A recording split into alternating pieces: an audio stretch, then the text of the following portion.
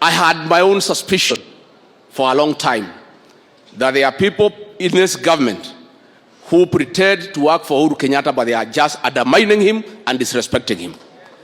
I want to say, mimi nimefanya kazi na Uhuru Kenyatta for many years, na mimi nataka niondolewe lawama.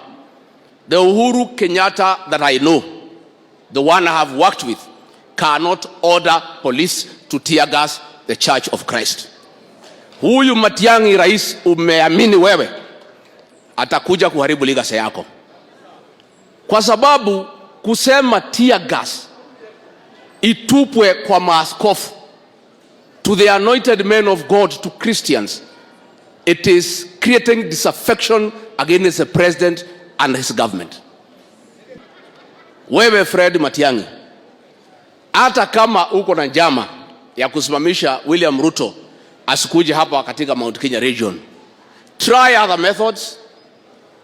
Shitua viongozi, tafutia hao makesi, wale utaweza kufunga ufunge, fanya jambo lolote huko nje, lakini kutupa tear gas ndani ya kanisa, wewe Fred Matiang'i utapata kiboko ya Mwenyezi Mungu. You think you are very important and you are very powerful, that you don't even recognize God anymore kwa sababu ya ile power umepewa na Uhuru Kenyatta. Unaitumia vibaya.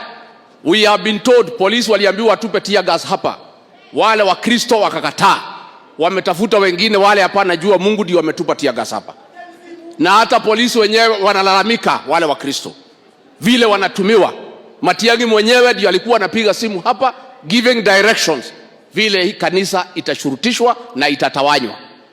I want to tell you, Fred Matiang'i, from today this is the beginning of your downfall.